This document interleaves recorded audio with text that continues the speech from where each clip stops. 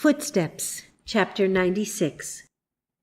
Mrs. Eddy agreed to teach the divinity course to students who came to live with her, if they would remain long enough. I have often pondered this offer, which she incorporated into the manual, because it is my firm conviction that she never taught this course to anyone. Then, if she did not, how can one reconcile this with the fact that she made such a promise? My answer to this question is that divinity must be taught by divinity, in accordance with John 6, verse 45, and they shall be all taught of God. How then could Mrs. Eddy teach the divinity course? Only as she could unfold to the student the process of clearing the connection with God over which this divine instruction flows.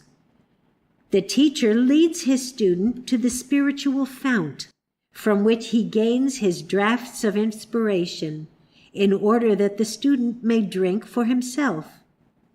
Mrs. Eddy made it plain that the divinity course is the highest course of instruction in Christian Science. Therefore, it must be taught of God.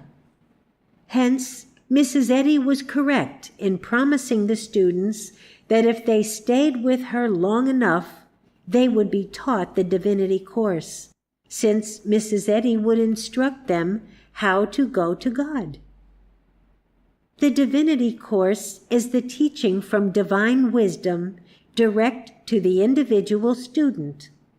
So Mrs. Eddy really promised the students that she would give them that higher instruction that would enable them to enter into that oneness with God, the holiest of holies, where the divine revelations of Christian Science would come to the individual students from the same infinite source from which Mrs. Eddy gained them. Hence, if one criticized Mrs. Eddy for deception because she promised to teach the divinity course to those who would remain with her long enough in order to persuade some to stay who otherwise might not do so, and then did not teach this course even to Calvin Fry, her faithful secretary, the answer would be that this highest course is self-taught, or rather, God-taught. Hence, Mrs. Eddy could not have taught it, had she desired to. Through precept and practice, our leader taught every member of her household the great lesson that he or she might turn to the great teacher, God, and be taught of him. If any student failed to take advantage of this teaching of how to go to the divine source for this divinity course, then and only then would Mrs. Eddy's agreement seem to be unfulfilled. Yet the fault lay not with her, but with the student. Those students who have correctly analyzed and assimilated her teachings, endeavoring to put them into practice, have discovered through the higher inspiration and wisdom that have flowed to them from God, and through the greater spiritual light that is thrown on the Bible as a consequence, that this spiritual influx constitutes the divinity course. Thus, it is a course taught through inspiration.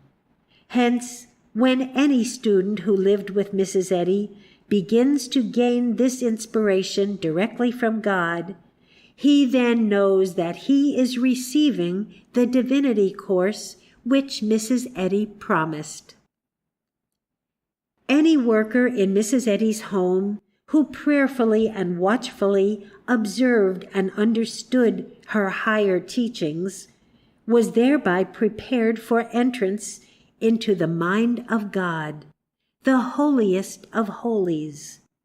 In this manner, she might promise this course, but whether the student received it depended on his taking advantage of what she so freely offered.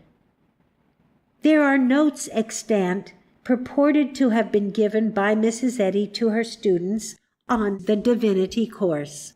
Yet, no matter how long students remained with her, none ever received the degree of this course.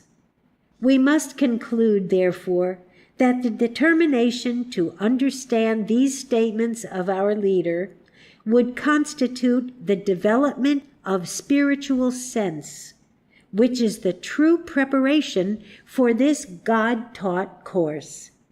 The student is taught the divinity course in proportion as the things of God flow into his consciousness.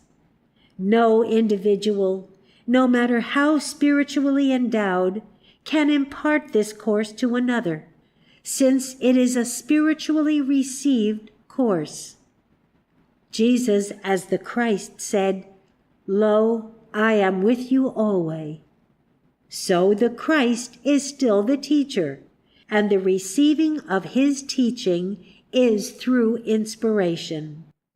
Can the spiritually eager student in any age be deprived of any spiritual good as he progresses heavenward?